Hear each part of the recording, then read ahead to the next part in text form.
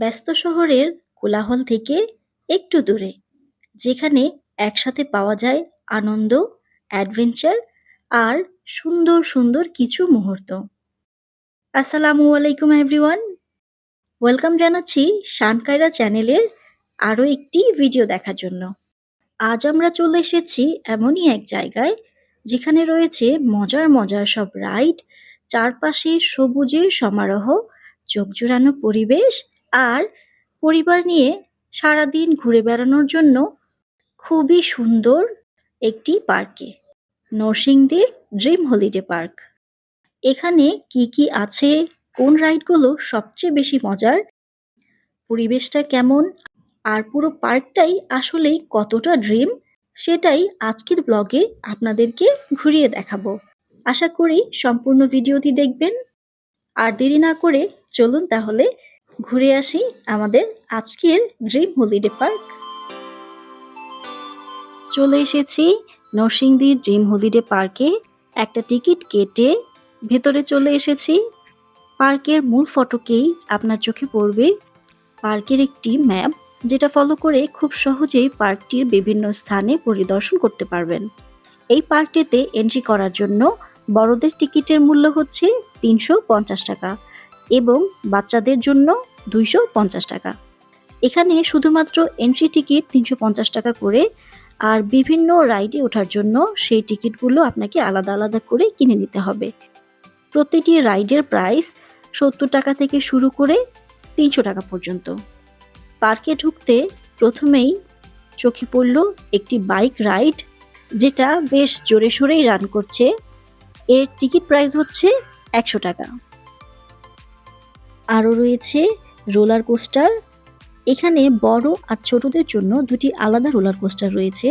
যারা মোটামুটি একটু বেশি সাহসী তারা বড় রোলার কোস্টারই উঠবেন, আর যারা একটু কম ভয় পায়, অর্থাৎ ছোট বাচ্চারা যেটাতে উঠতে চায়, তাদের জন্য ছোট রোলার কোস্টার। আর একটু সামনে এগোতেই চোখে পড়ল আদর্শ গ্রাম।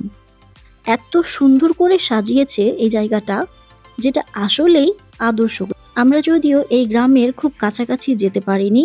এটা একটা আর্টিফিশিয়াল গ্রাম, যেখানে দেখা যাচ্ছে ২-৩টা ঘর, মহিলারা কলসি কাঁখে নিয়ে পানি আনতে যাচ্ছে, কেউ বা কাপড় কাচ্ছে, বাচ্চারা খেলাধুলা করছে, কিছু লোক নদীতে জাল ফেলে মাছ ধরছে, কেউ বা খেজুর গাছে রসের হাঁড়ি বাঁধতে উঠেছে, কিছু বাচ্চা উঠোনে খেলাধুলো করছে, আর কিছু হাঁস মুরগি উঠোনে দৌড়াদৌড়ি করছে। আর হ্যাঁ, এই মুরগিগুলো কিন্তু একদমই রিয়াল, আর বাদবাকি যা ছিল সবগুলোই আর্টিফিশিয়াল। তবে এই গ্রামটির ভিউ কিন্তু সত্যিই অসাধারণ। আর একটু সামনে গেলেই দেখতে পেলাম ভূতের বাড়ি। এই জায়গাটাও বেশ সুন্দর করেই সাজিয়েছে।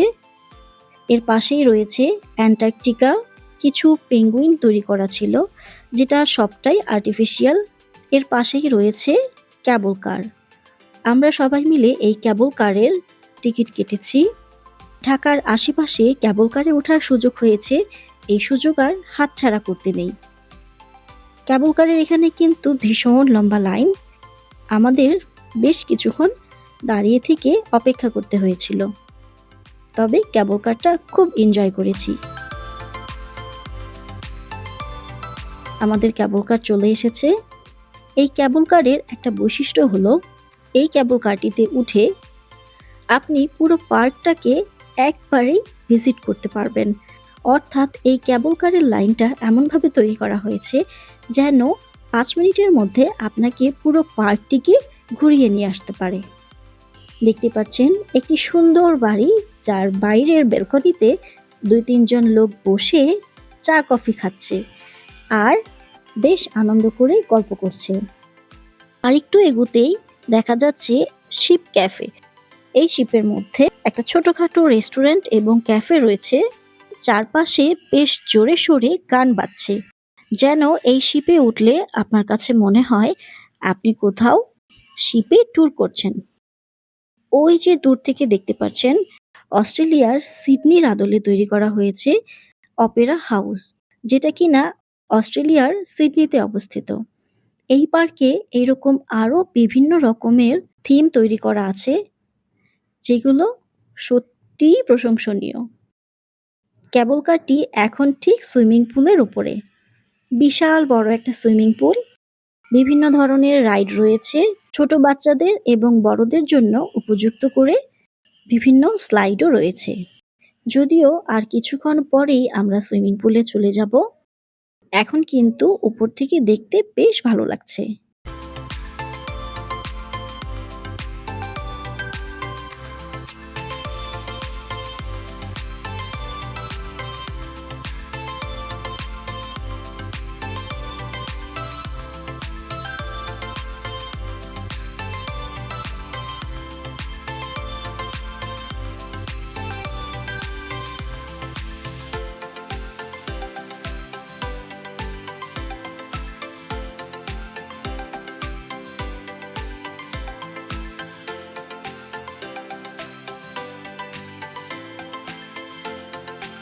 ব্যাস, ক্যাবল কারটি এবার টার্ন করে ঘুরিয়ে নিচ্ছে।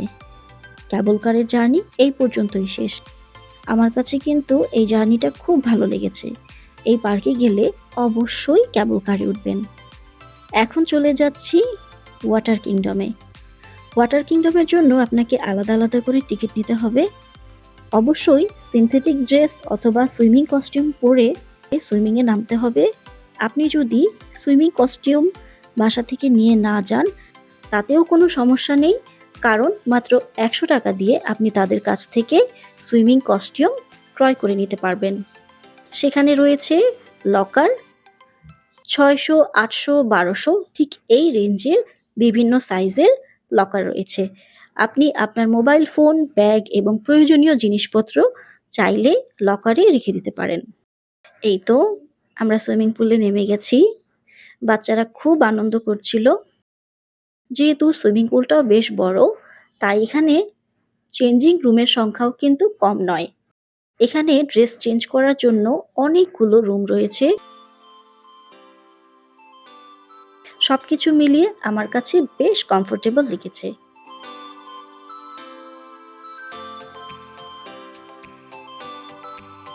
ঘন্টাখানিক থেকে আমরা এবার সুইমিং পুল থেকে উঠে আসছি। কিছুটা লাঞ্চ সেরে নিয়ে এবার আমরা চলে যাচ্ছি পার্কের বাকি অংশটুকু ঘুরে দেখার জন্য।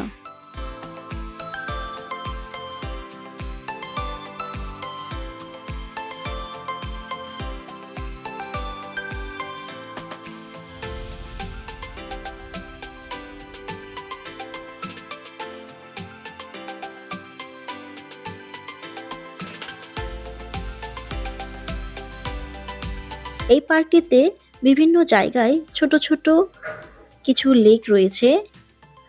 আমরা যে লেকটির পাশে বসে বিশ্রাম নিচ্ছিলাম, সেই লেকটিতে সুন্দর সুন্দর দুটো রাজহাঁস ছিল, যেগুলো দেখতে খুবই সুন্দর।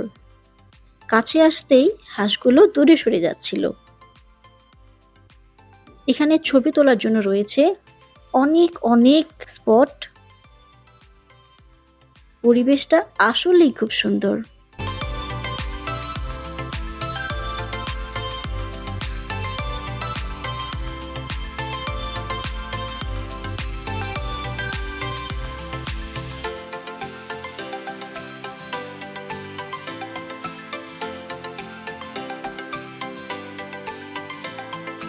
আর এই তো দেখতে পাচ্ছেন টাটকা টাটকা কিছু সবজি, হয়তো এখানকার স্টাফরাই বুনেছে। ফ্রেশ এই ফুলকপি, বাঁধাকপিগুলো দেখতে কিন্তু আমার খুব লোভ হচ্ছিল। পুরো পার্কটা আসলে এতটাই বড়, আমি ভিডিও করতে করতে মোবাইলের স্টোরেজ ফুল হয়ে গিয়েছিল, এবং আপনাদের সাথে আমি জাস্ট এর কিছু অংশ আজকে শেয়ার করছি, কারণ পুরোটা পার্ক ঘুরে দেখাতে আমাদের যেমন সারা দিন লেগেছে, আপনাদেরকে দেখাতে গেলেও ভিডিওটি বেশ লম্বা হয়ে যাবে। তাই অবশ্যই স্বচক্ষে এসে এই পার্কটিতে ভিজিট করে যাবেন। আশা করি অবশ্যই ভালো লাগবে। দেখতে পাচ্ছেন ছোট একটি চিড়িয়াখানাও রয়েছে, যেখানে কিছু ময়ূর, হরিণ আরও কয়েক প্রজাতির প্রাণী রয়েছে। আর একটা কথা, এখন পর্যন্ত যারা আমার চ্যানেলটিকে সাবস্ক্রাইব করেননি, তারা অবশ্যই চ্যানেলটিকে সাবস্ক্রাইব করবেন এই তো চলে এসেছি আসল জায়গায়। আসল জায়গাটা এই জন্যই বলছি, কারণ এটা হচ্ছে ড্রিম হলিডে পার্কের সবচাইতে সুন্দর একটি জায়গা, যেখানে গেলে আপনি যেমন মন খারাপের মানুষই হন না কেন, আপনার মন ভালো হবেই হবে। এটা হচ্ছে ড্রিম হলিডে পার্কের ড্রিম রিভার কেভ। আর এটি হচ্ছে রিভার কেভে প্রবেশ করার লাইন। টিকিট কেটে এই লাইনটিতে দাঁড়াতে হবে যতক্ষণ না পর্যন্ত রিভার কেভ বোটগুলো আপনাকে নিতে আসে।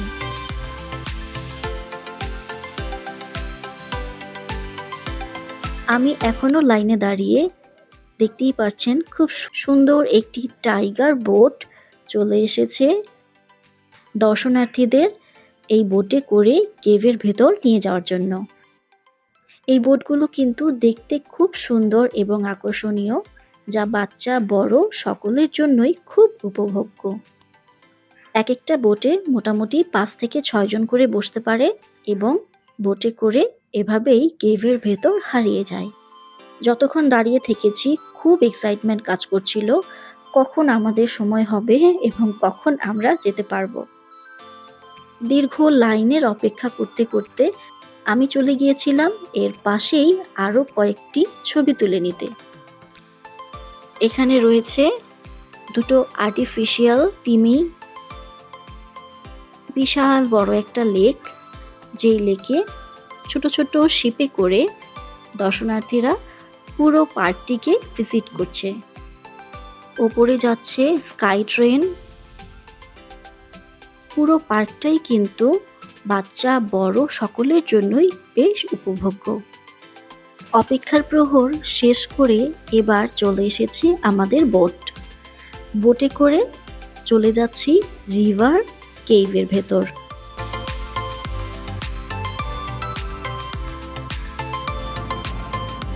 প্রথমেই ভেতরেই ঢুকতেই বিভিন্ন রঙের আলোর ঝলকানি, এবং প্রথমেই আমরা চলে গেলাম ডাইনোসর ওয়ার্ল্ডে, যেখানে রয়েছে বিভিন্ন ধরনের ডাইনোসর, যেগুলোর রিয়েলিস্টিক সাউন্ড আমাদের চারপাশে বাজছিল। সাউন্ডটা সত্যিই খুব ভয়াবহ। সাথে কোনো বাচ্চা নিয়ে গেলে বাচ্চারা কিন্তু খুব এনজয় করবে। এখানে বিভিন্ন দৃশ্যপট আলাদা আলাদাভাবে সাজিয়ে তোলা হয়েছে। ডাইনোসর পার হওয়ার পরপরই আমরা চলে এলাম আদিম যুগের, অর্থাৎ প্রত্নতাত্ত্বিক যুগের এক পরিবেশে, যেখানে রয়েছে আদিম মানুষেরা। তারা ঠিক যেভাবে জীবনযাপন করত, সেই বল্লম হাতে নিয়ে বিভিন্ন ধরনের মানুষ তৈরি করা হয়েছে, এবং রয়েছে ভয়ানক কিছু জীবজন্তু। এই পার্টটা শেষ না করতেই চলে এলাম মিশরে, অর্থাৎ এখানে ইজিপ্ট বা মিশরের আদলে একটি দৃশ্যপট তৈরি করা হয়েছে। কিছু মমি দেখা যাচ্ছে এবং রয়েছে মিশরের রাজা। সবকিছু মিলিয়েই জায়গাটা কিন্তু বেশ উপভোগ্য।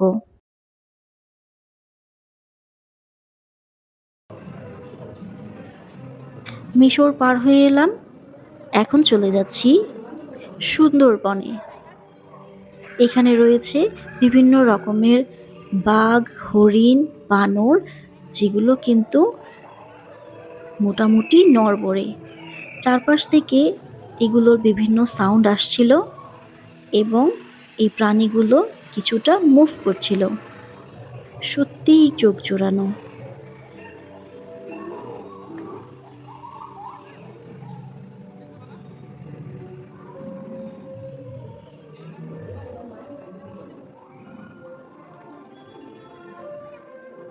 এবার চলে এলাম ভূতের রাজ্যে।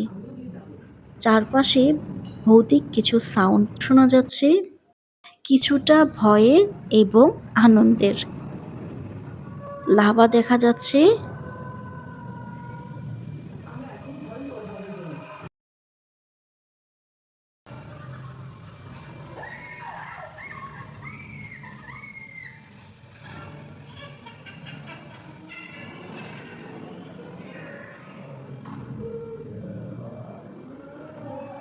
এবার দেখুন বিবিধ জনজাতিদের জীবনধারা। ভূতের রাজ্য পার করে এবার চলে এলাম বাংলার গ্রামীণ পরিবেশে।